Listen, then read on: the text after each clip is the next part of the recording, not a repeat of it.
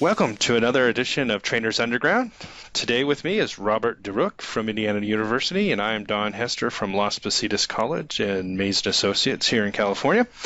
And today's session we're going to cover what you need to know about ransomware. So we'll talk about a lot of research that I've recently done on ransomware and some of the stuff that came up in the new RSA conference in 2017. They had a whole day of it on ransomware. So I'm going to kind of summarize the whole day and give you a lot of information, some other information that came out since then. So we'll cover some of the statistics. I know some people are always interested in that, statistics around this. What are some of the costs? And I think sometimes we don't always think of all of the costs. Just want to make sure that we're on the same page with what all the costs are going to be. We'll talk about attack vectors. What are the typical ways that they're getting into our networks? This is good information to know because when we get to the prevention and mitigation, it will help us figure out how we're going to mitigate some of these things. Also talking about what the typical marks have been, and I'm using the word mark like a hustler would come to somebody and they say, that's a mark, that's the person I'm going to commit fraud with. And so what are the typical ones that they've been hitting recently? What about the ransom? How do the ransoms work? How many people are paying? Do you get your information back after you've paid? What's the whole thing with that? Then we'll talk a little bit about the criminals, and then we'll talk about some predictions, and I'll give you references towards the end there. So first thing is, people are always asking, what is ransomware? And the FBI has a definition of ransomware. But basically, ransomware is any type of software that is going to hold your machine, malicious software that is going to hold your machine hostage. Typically, what we see today is it encrypts your files. And you need to get the encryption key from them, and they're going to ask for money for it. This is the typical way that it's done right currently now. There are other types of ones where they can just crash a system so that you can't do anything with it, but those aren't necessarily as successful because a lot of times you can just set to factory defaults for some stuff. So most of it is just encrypting of systems. So starting off with the statistics, where did this all start? I was going to ask you, Rob, and I went to the next slide too fast, but I was going to say, when did you think this all started? What would you have said? Most likely just within the last few years, just because of the coverage that the media has given ransomware. Now that you've moved on to the next slide, I'm kind of amazed that it started way back then. Just because, personal computers were just starting to come out at that time frame, so their proliferation and that being an attack vector was very young, I guess, at that point. But yeah, I had no idea. Yeah, well, part of the reasons why these weren't as successful in the past because there was information on the screen that said, send a check or money or send a money order or whatever to wherever, someplace else in the world, and we'll send you the keys and all that stuff. I think a lot of people back then didn't rely on computers as much, so they were less likely to pay for it. I think today we rely more on them. And because a lot of them are mission critical and availability is a high priority. And when that's the case, people are going to be willing to pay because they just can't redo or reset up the systems. And I also think, go ahead. You're absolutely right. I mean, there was a article fall of last year. There was a hospital in California somewhere, and I can't remember the exact location, but they paid $17,000 in bitcoins to get the ransomware keys because they felt that was it was easier for them to pay that amount of money to get the keys to get their data back than it was to go through the recovery process of recovering the data. Right. Well, and here's the thing, too.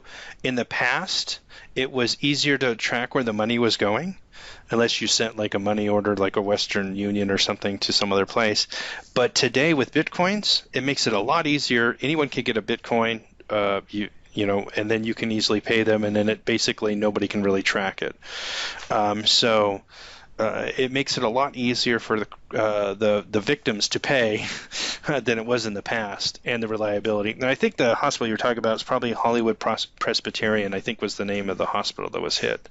But hospitals, that sounds familiar. Yeah, they've been hit a lot. Now, depending upon who you asked at the RSA conference, 42% to 70% pay the ransom of victims. So I put both numbers there. I think it's higher than 50%. Because I think a lot of folks get caught unaware, and downtime is costly, and so I think it's probably a little bit higher than that. But 42% is still kind of high. And when we get to talking about what the criminal thinks, you have to think about this from a criminal's perspective as well. How many people are going to pay me? So how many people do I need to infect, right? So keep that in mind. This one absolutely astonished me. And it doesn't astonish me now, but it did when I heard it. 93% of the organizations that were hit by ransomware had antivirus or anti-malware installed. That's insane. You can't go without antivirus and anti-malware these days, but it's not necessarily going to stop this attack. So I think that this is something that everybody has to think, especially for cybersecurity professionals. Don't rely on just your antivirus and say, oh, that's good enough. I have my antivirus. It's up to date. It's going to take care of everything for me. I've also noticed on a lot of them, the ransomware detection module that's in the antivirus is an optional feature that is not turned on by default. And this somewhat troubles me, especially since ransomware has been going up, and I haven't got to those statistics yet, so I should probably keep my mouth shut about that. But until we get there, but this is interesting to me that anti-malware or antivirus isn't necessarily going to stop it for you. 31% of victims have been hit multiple times. This is a huge number, too. This means that they know you pay, and so they come back. Or you didn't pay, and you recovered your data, and then they hit you again. And they're going to say, well, this time you're going to pay. Talk about returning to the same stuff, right? 31%, that's almost a third. So that's an interesting number. This is an interesting number. So if you decide, hey, do I want to pay or not, 25% of people did not recover their data, even after they paid. So this kind of tells you. Now, from a criminal's perspective, if they don't give you your keys back and the word gets out, then people aren't going to pay ransoms, and they want people to pay ransoms. So it is kind of in their vested interest for them to give it out. But it depends upon who you're dealing with. You're dealing with some type of script kiddie or some low-level hacker doing it, you may not get the same service. I hate to say it that way, but you're not going to get the same level of service that you're going to get from one of the crime syndicates, cybercrime syndicates, that are out there just to make money, because, again, they want to make sure that they perpetuate this.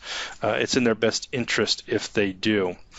A couple years ago, there was only 10 different variants of this. So if you go from 1989 to 2014, 15, we had about 10 different families of ransomware. Now we have over 400. So this is huge, and this is just in the last few years. So this is a big, huge increase in the number of different families of ransomware out there. Now, like CryptoLocker has just resurfaced again, and it's stronger and better than it was before. So again, some of these are being reinvented and being changed up because we've come up with ways to get around them. So see this number 400 probably increasing over the next couple of years. So what have people paid? This is one of the statistics over there. Looking on the internet, though, I find all kinds of different things. Muni in San Francisco paid, it's about $70,000. I don't know how many exact Bitcoins that was, but it was about $70,000 was what their ransom was for. But 20% paid over $40,000, 25% paid $25 to $40K, and then the rest are paying less than $25K. So you can say that the ransoms are reasonable for companies. In other words, it's not going to break the bank. And that's another thing. If they make the ransom too high, you won't pay. And if you don't pay, because you can't, then they don't make any money either. So they want to get paid.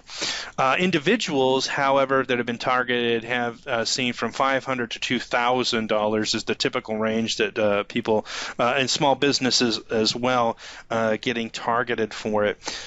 There is one report of an Australian man that got a $10,000 ransom, and I'll talk to that one later because that's a specific case that I want to talk about later on here. So the Department of Justice estimated that ransoms in 2015 were at about $240 million paid in 2015. What do you think it went to by 2016? You have a guess? I'm going to guess it's probably in the $1 billion, $1.5 billion, something like that. You're absolutely right. $1 billion is what they estimate was paid in 2016. So they have predictions for the future, of course, and their predictions now is that by 2021 it's going to be a $17 billion market. That's huge. Talk about cybercrime. This is, if you think about this pays a lot better than trying to break into Target so that you can get all the transactions and then try to sell all the information on the black market, and then those people have to go out and try and create credit cards or do whatever they have to do with somebody's identity in order to try. And it becomes a very laborious process, right?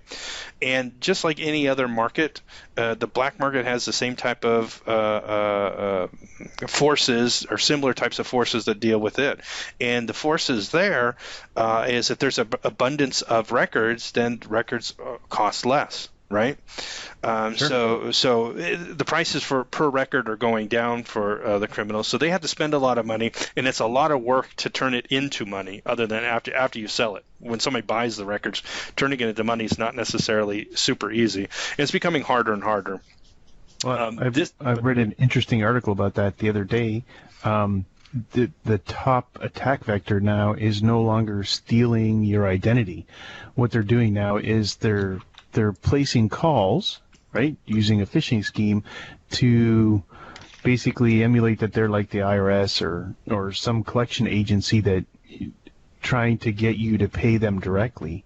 Correct. And it's easier for them to get the funds that way than it is to, like you said, than to try to take over your identity and open up a credit card or a line of credit in your name somewhere else, because there's too many things now that are in place to help set those flags, right? There's too many counters that are available to catch that kind of stuff. Whereas if I call up and I say, hey, I'm with the IRS, and so many years ago you forgot to pay this bill and it's now worth $1,200, and just go ahead and send us the $1,200 here and we'll make it go away. People are like, oh, it's the IRS, I'll pay the $1,200 because I don't want to go to prison or whatever, and poof, there's the money. It's done, right? Yeah. So that's the new attack vector, I guess you'd say, in that kind of realm, because like you said, it just takes too much time now for them to get that return on that personal identifiable information that they've gathered. Yeah, you're absolutely right. I've heard the same stuff. I mean, it's like you said, there's been so many breaches, so many records have been done. Now it seems to be that they're just saying, hey, well, who's going to pay more for your data than you are? I mean, really, if you put it, you think about it that way, who's going to pay more than you are? But part of this is, what are some of the other costs? It's not just a ransom that you have to think about that you're going to be paying. And here's the thing about San Francisco, that they demanded like $70,000. Part of that thing is they lost a lot of money because their systems were down. They basically let everybody for a weekend, or I don't know exactly how many days it was, but it was over a weekend, let everybody ride for free because they couldn't charge them. So you know how much money they lose because of that? So it was far more than the $70,000 that the ransom was asked for that they lost, and they lost that money and lost revenue. So yes, you have a ransom fee that you're going to have. You're going to have lost revenue, and most organizations, over 50% of them, or at least 50% of them, report revenue loss or downtime. right? And that's, you got to kind of figure that. And to say that they have no downtime, I don't believe that because there's going to be some amount of downtime. Now, whether or not that downtime impacts operations, that's a different story, right? But there's going to be some because IT admins are going to have to go in and recover those systems, bring back backups or whatever it is. So there's a cost to that, right? There's going to be consulting costs. There may be consulting costs if you're a smaller organization, especially. You may have to get somebody in there to help you with stuff. So there's going to be those costs. Whatever your normal incident response costs are going to be, and any forensics that you may need to have done in order to prevent this from happening again in the future. And now people are talking about insurance. So there's going to be this new cost. This is technically a way of remediating or reducing the risk by just buying insurance for it. But that's another cost that you may have associated with all of this. So you're going to still have, just the ransomware isn't just it, right? There's more to it than that. And we have to remember that when we're trying to figure this out. Interesting thing about the insurance companies, because you know who the real winners in all of this is. We're talking about by 2021, it's going to be a $17 billion industry for the cyber criminals. You know what it's going to be for the insurance companies? Probably like 4 times that amount. And this is the way it's starting to pan out. And if you look at the Somali pirates, because they kind of do the same types of things, if you look at this, and we had to go back to 2010 to get some information, and one of the guys at the RSA conference brought this up, and he said, in 2010, Somali pirates took ships captive, and the insurance companies paid out $448 million in ransoms. However, they brought in $1.85 billion in premiums.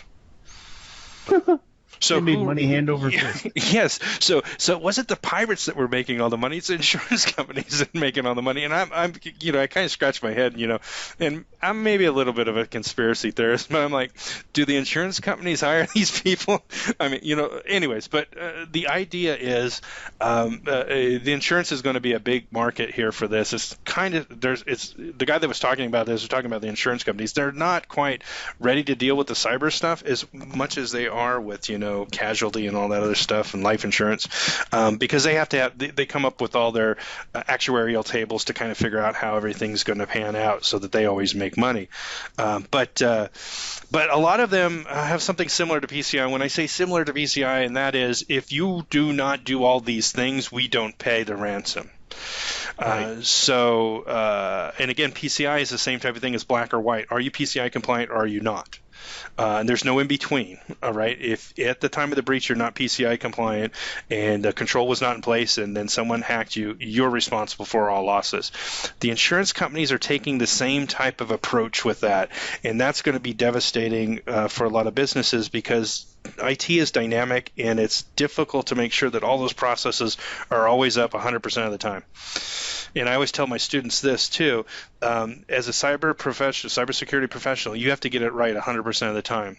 The criminals only have to get it right once. And that's a big, huge difference between the two. And I think that's part of it here. And the other thing that you point out with that is if you look at the Fortune 500 companies, they're going to have teams of individuals that are going to work in the cybersecurity department or in the security department, and they have trained network admins and system admins, and they're following best practices and all those things. But I think the key market that they're probably going to target are all the mom and pop shops, all the small to medium businesses that don't have dedicated IT staff, because simple things are going to get overlooked. Oh, did you turn this on? Did you turn that? Like you said, did you enable the ransomware portion within your anti-malware solution? Oh, I forgot that. Oh, well, those are really easy, low-hanging fruit targets just for this kind of attack. Well, but here's the other thing too with that, and I agree with you on that because that becomes easy, and that's kind of what we're starting to see now is this shotgun approach of just hit everybody and then we'll see who pays. I think that's and that's kind of what the prediction was at RSA conference, and it seems to be already, not even a month later, it seems to already starting to be happening. But anyways, we'll see how that plays out when we talk about predictions. But I think the other thing also is the criminals also want to get the big payday. If you have a bunch of little paydays, it takes a lot of work to get a bunch of them. It's big when you get the big score. But I think also, well, we'll get to that later. But just take that into consideration too, because if you're doing this as a business, you're going to do the least amount of work possible to get the most amount of money. And hitting a bunch of little marks, and I think, and we'll see how it plays out, because if they pay, then they're going to go there. But if all the mom and pops don't pay because they just don't have the money, they can't afford it or whatever, then they're not going to target them as much. But if they're shotgunning everything, then everybody's going to get targeted. So what are some of the attack vectors? And this is kind of important because we do a risk assessment to determine how people are getting in, and we need to know this so that we can say, how do we stop this? And what kind of controls do I need to put in place to, or augment the controls that I currently have? The biggest ways that they're getting in is Flash, Java, in the browser. You go to a website and bam, you get hit. And Flash and Java, oh my gosh, I don't know why people are still using these things. I went to a website the other day and it said, you need to install Java. And I said, no, I don't, because I'm not going to your website anymore. But, it's like, when are people going to learn? Anyways, I don't know. So, but of course, you want to have those functionality on the website and all that stuff, so you have to have something, and no matter what you use, it's going to have some weaknesses in it. So Flash and Java seem to be going through the browser. Email seems to be a big one as well. Unpatched systems are typically their targets if they can get a hold of those as well. And obviously, the unpatched system is probably all these other things. Your Java's not patched, or your browser's not patched, or your system just in general, when it gets an email, is not patched, and therefore it gets hacked. But another one is internet-facing servers. And as a PCI approved scanning vendor, as I was for a number of years, we used to scan stuff all the time for PCI compliance for clients, and we would find consistently patches that had not been patched in 9 months. The patch has been out and it still wasn't applied to an internet-facing machine. And this is huge. You can't do that. If there's a vulnerability on it and somebody knows about the vulnerability, they are going to take advantage of it. And it's unfortunate that people don't respond to that. So one example of some of them is they actually set up a WAV file, looked like a WAV file, coming from the phone system from the company, and that was where the malware was hidden. Wow. So this is that. Now that's very targeted, because in order to get an email that comes from one of your system, is typically your system looks like a certain type of email, whether it's the Cisco voice over IP or whatever it is, or unified messaging. It looks a particular way. So you're going to have to know what they have on that side in order to try and trick people to click on it. But most of it, if everybody's running with defaults, the way the email is going to look is going to be very similar. So it should be easy for a criminal to make an email look like it. The other one, there's this particular ransomware called GoldenEye. It targets human resource departments, because what do we always tell people? Don't click on an email link if you don't know where it came from. But the HR department gets files and links all the time from people they don't know, because the job candidates, they don't know them, right? So the rule that we normally tell people, don't click on stuff, doesn't work for them. So and they know it, and they're exploiting it. So you sort of have to understand this aspect of it too. And I was thinking about this. So I was at the RSA conference. I was talking with one gentleman. I don't remember who it was, but we were sitting there talking before the session was starting, and the guy said to me, he said something. He says, "How many people you think are here are cyber criminals?" And I said, "Well, it could be upwards about half." And he laughed, and I said, because they come to things like this because they want to know what we're doing to prepare for them, and it gives them ideas about what we're going to do next, right? They're doing their intelligence gathering. Well, sure, right? Because you see it the other way too, right? We send, cybersecurity professionals will also go to hacking conferences to learn the tools of the trade that the hackers are using to breach systems, right? Yep. So obviously, the hackers are going to be at this conference as well to learn what the defensive approach is going to be, right? It's a cat and mouse game where both sides are playing both sides. Yeah, exactly. Well, and it's just like cyber warfare. You need to gather your intelligence, and you need to do what you need to do to protect yourself. I mean, we would call it, when nation states are doing it, we call that cyber warfare, and we talk about it when organizations do it to each other, we call it crime.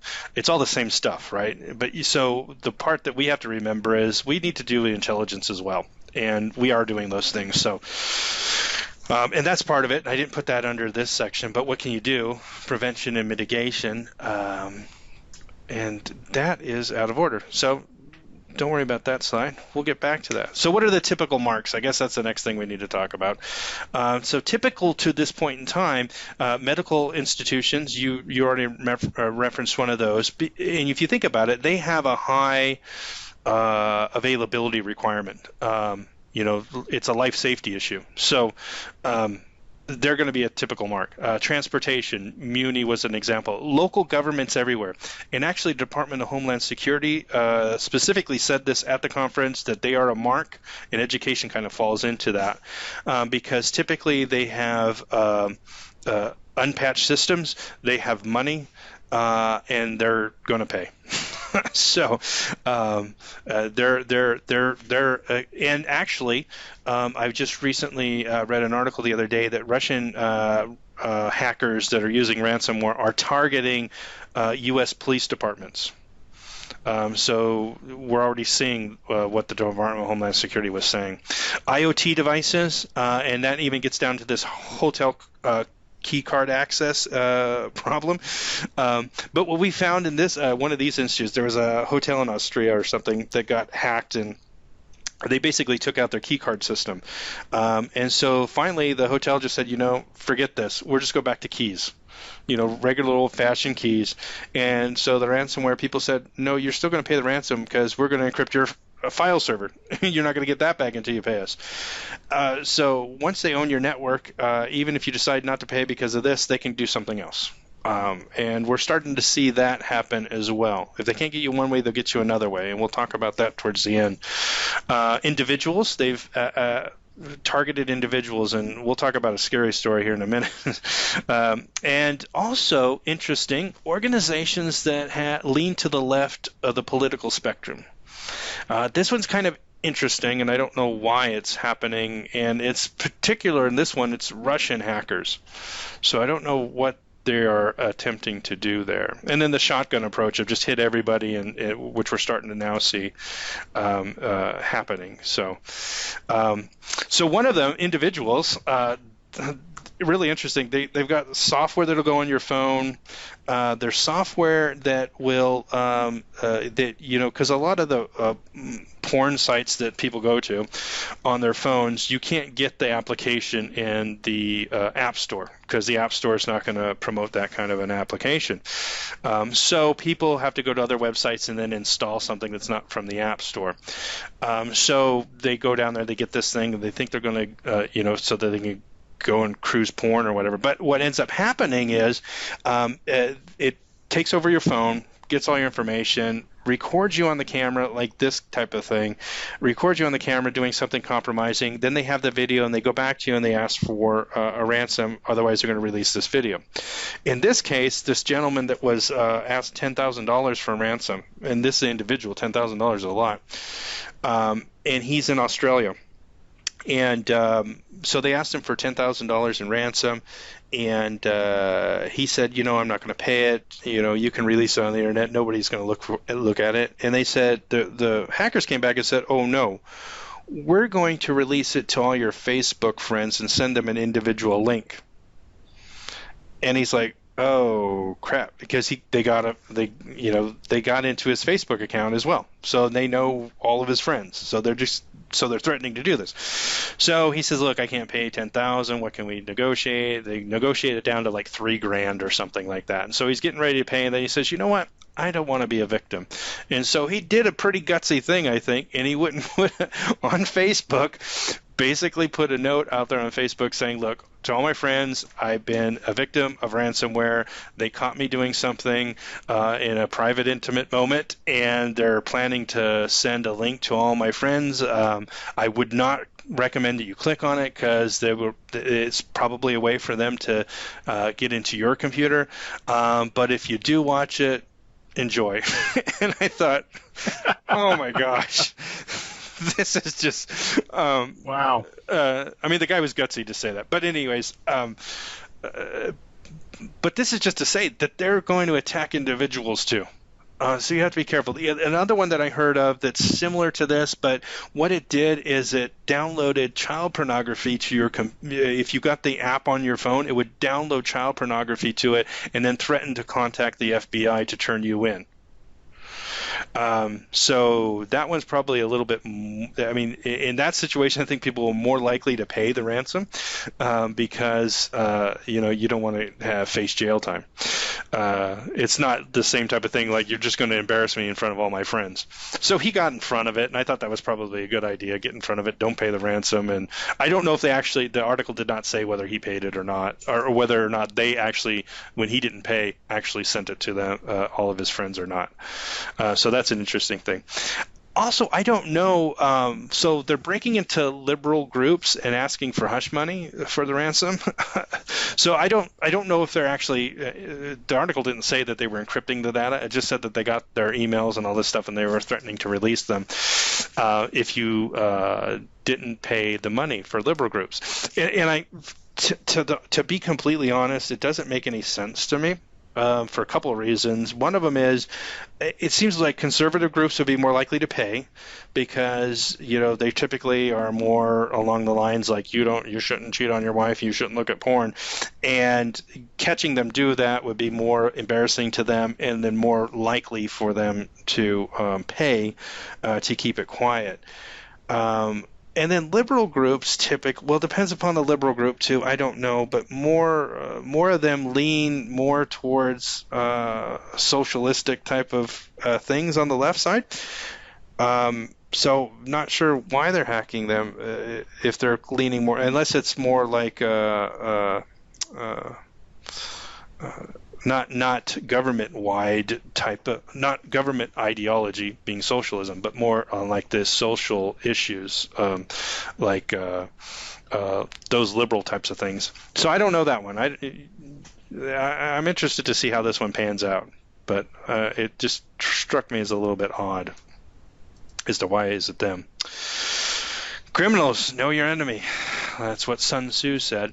And I think this is kind of important. We talked about the intelligence. This kind of tells you what their motivation is. And right now, it seems to be the motivation is money. Because even for those left groups, it's not really politically motivated. They wanted money to keep their mouth shut. So they just found somebody in a compromising position and said, hey, you just pay us money and we'll do this.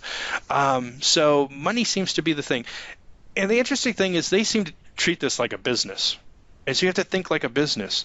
And so when you start to think of it like a business, you'll start to see a lot of stuff will start to make sense. So part of it is they even have customer service. They're going to assist you in getting Bitcoins, and they'll even assist you in decrypting the files. They'll help you through chat messages or via email. They'll do whatever they can so that you can be screwed with a smile on your face, I guess. I don't know. But so they have customer service in here. And again, any business person, if you want them to come back, I guess, not that you want to come back, right? But you want to be able, they want to know that, when you tell your friends, yeah, I got hacked, but these people, they helped me out. I just had to pay them. You know what I mean? Customer service is part of it. So they do have a reputation. And here's the thing. And I think one of the things that we need to do as a thing is have a Yelp type of page for criminals. Like which criminals are not going to pay you, or if you pay them, they're not going to give you your keys. They're not going to give you your data back, because you want to know that, because the better their reputation is about taking care of you after they've totally messed you over anyways, is more likely for you to pay. And as a person, if I was in the position I'm like really thinking about paying, I'd want to know whether or not they actually keep their word. So, and remember, 25% that we said are. So this is $1 million idea, by the way. We should make an app, a rating system, a Yelp for bad guys. They also have market forces that they have to deal with. So if they're going to try and hit large organizations if they can, the larger the ransom, the more money they make. So they'll spend more time trying to hit those as well. So you will see more targeted attacks against larger institutions and more of the shotgun approach going for the small to medium businesses, because the small to medium businesses probably are not going to be that sophisticated, so they're not going to spend a whole lot of time trying to get ransoms out of them. So it should be easier to detect it from a small business perspective than it should be from a larger organization where they're going to actually try to target them. And they don't want to price you out of the market, because if they price you and they make it so high that you're going to go out of business if you paid it, then they're not going to make any money, so they're not going to do it. So they, like any business, spend a lot of their money and put it back into research and development. So they invest in their future, and they want to spend money on research and development to get a better process in getting you infected, better encryption, and harder to detect, and spend a lot of money trying to figure out how to bypass all the anti-malware, antivirus, and all the other controls that you might put in place. So they're going to spend money on that to try and find out what better ways of making money, right? There's other markets too. So, it's not enough. Think about this from a business perspective. If you have this, why don't you sell this to somebody else so somebody else can make money too? Right? It's not like it's a closed market where you can't just keep on. Sell the idea and the tools to do it and make money that way as well. So right now on the black market for a Bitcoin, you can buy your little starter kit that will get you set up so you can start sending out ransomware too. So it's really funny. What popped into my head when you showed this slide was Ponzi schemes. Yeah, exactly. Right? So you have, like, the top guy goes out and gets, whoever, right?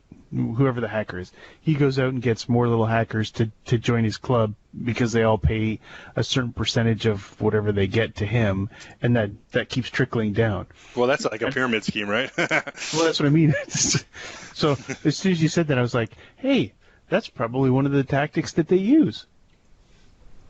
Yeah. So I think that you may see more of that in the future too, and there's some other ways that they do it. Competition, actually, cyber criminals will attack each other too. One group attacked another group, found out where all their keys were, and released their keys to the public. So they were trying to get rid of their competition. So yeah, they'll sell to other people, but if you become a competition, you start weaseling in on their money, then they will take you out too. So again, it's very much like business. You have competition and you have to compete with them. To some extent. They also have a code of ethics. I thought that was really interesting. So one of the top tier cyber criminals from Russia was really upset at the fact that they were attacking hospitals. The concern was if you attack a hospital and you attack a life support machine, that somebody could die. And one hackers, one of the other prominent hackers said, "Hey, this is a good job because it's a very successful. We attacked them, we encrypted it, they paid, everybody, we win.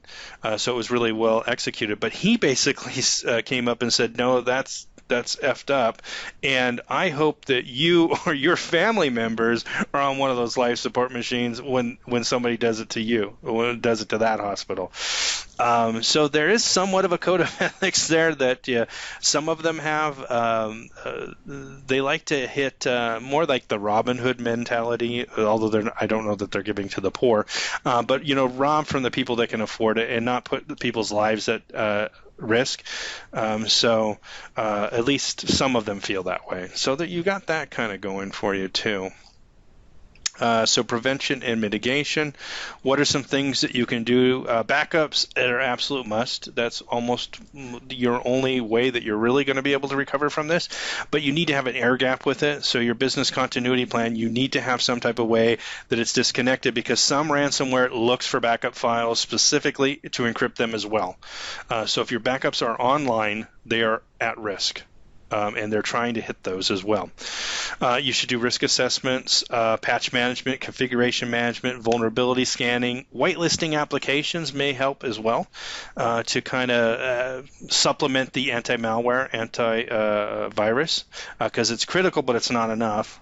Network segmentation and isolation, especially if you have IoT devices and those types of things, getting them off of the networks so that if they get hit, they can't move laterally across your network. So you want to kind of get them into, if they do get into one section of your network, they're only stuck in that area.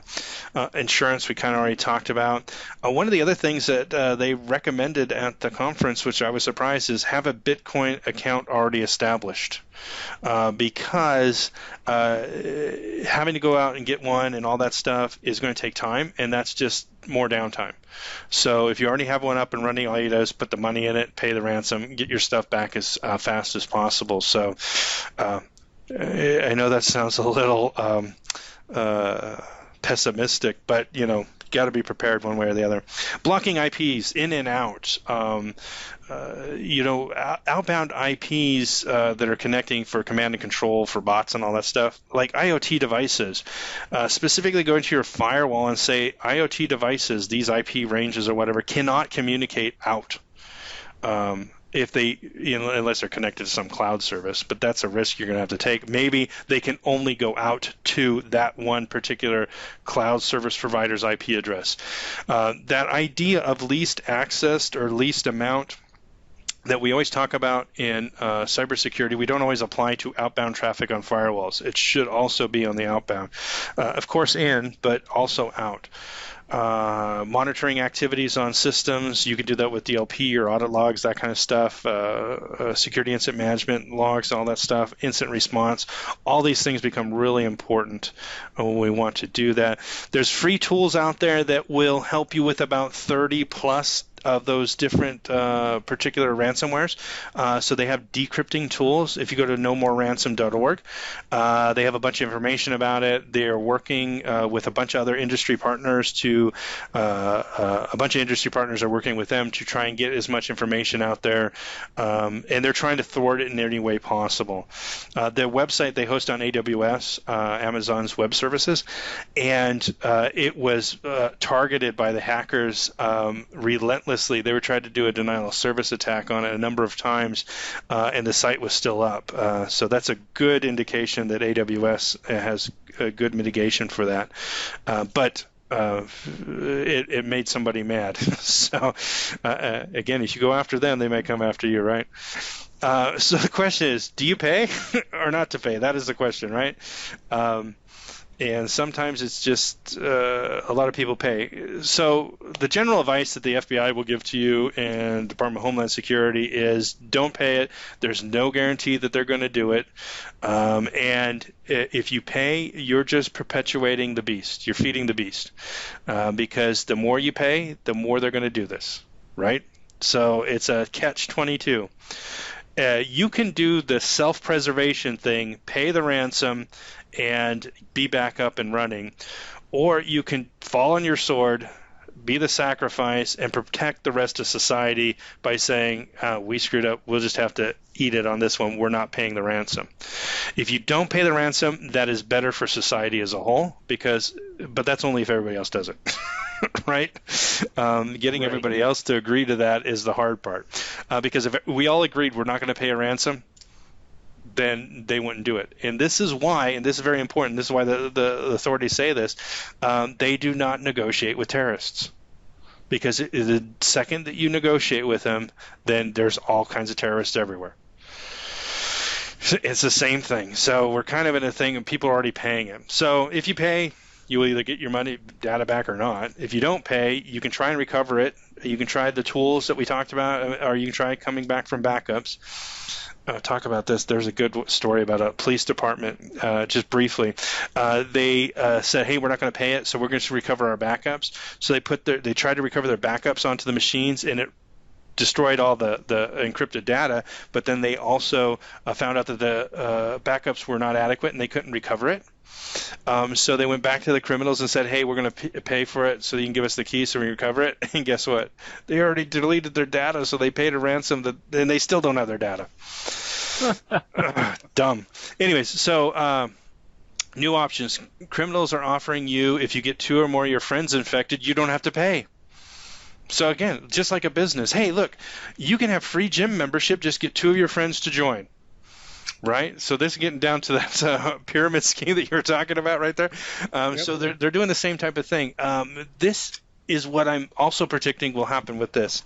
They're going to get individuals, and the individual is going to say, I can't pay, and they're going to say, hey, can you do it to 2 of your friends? They say, no, I can't really do it to 2 of my friends. They say, okay, where do you work?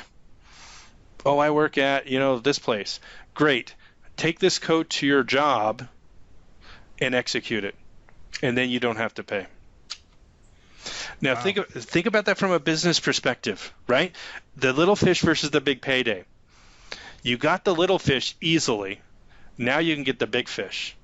Because and think about this, because I was talking to my students about company loyalty and people not staying with companies for long periods of time anymore. It used to be back in our grandfather's age or our great grandfather's days, is they would get a job and they'd be there for the rest of their life. Today, people don't have that loyalty, and I think it's because companies don't also reciprocate the loyalty back. You don't get a raise unless you go get another job someplace else. So there's a lot of loyalty is two-way street, and I think because of that, it's going to put them at greater risk because people, if they have no loyalty to the company, they say, yeah, I'm not going to send an email to my mom to get her encrypted so that I don't have to pay, but that company that keeps on screwing me over that I don't get paid very well at, yeah, you can infect them. Yep. So it's coming. It's a market that's ready. It's interesting you make that analogy because just to kind of allude to that, in the TV show Mr. Robot, that was one of the attack vectors. The guy was selling a CD of his music, right? Right. And somebody took the CD and played it at home and infected the machine, and then it went from there to they turned on the webcam, got incriminating photos, and then, basically a ransomware type of event occurred, and it was like, you pay us this money or we're going to release it. Right. Well, we can't pay this money. Well, what you'll do then is go take that CD of music and go to where you work and play it at work. Mm-hmm. And that was the back door to get into the big fish, and that was a security firm that they got into the back door of.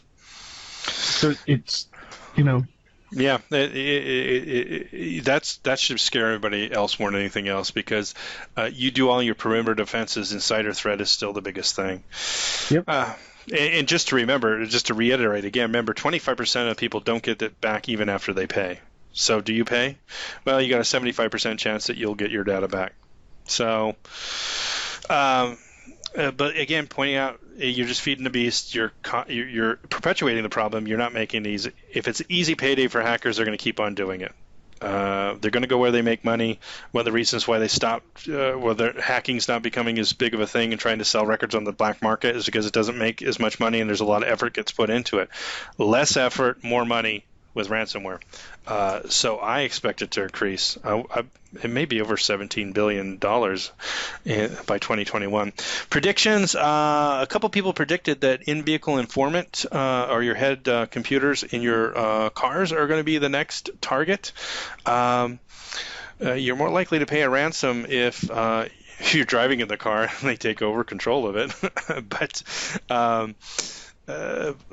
But I don't know how this vector is going to happen. But a couple people had actually mentioned that. I don't know that that's.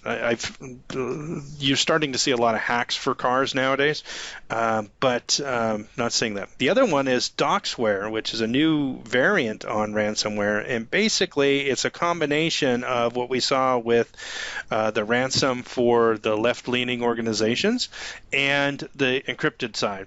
So basically, what they do is they get into your system. system, they download the data, and then they encrypt they encrypt your data. Then they go back to you and they say, hey, pay it. And you say, no, I got my backups. I'm not going to pay it. I'm going to recover my stuff. They say, well, guess what? We also have copies of everything, and we're going to release it. So yes, you are going to pay. So this Doxware, I expect that to be on the rise because that becomes their foolproof way of doing it. You can kind of see variations of it, like the compromising photos of somebody in their intimate moment. In that case, that was just purely doing that. This way, they kind of got you both ways. Even if you have a backup, guess what? They still have you. Yep. So one way or the other, they're going to try and get you on that. So if you go back and look at learnsecurity.org.tu or go to the blog, you can get one of my blog posts that has all the links to all the different articles where I got all this information. And it's one of the blog posts, I think it's called Ransomware Notes. So you can look that up there. You have anything to add, sir? No, I do not. Like you said, I think it's just going to become a larger market moving forward. Yeah, unfortunately. Well, thanks everybody for watching our video. See you next time. Have a good one.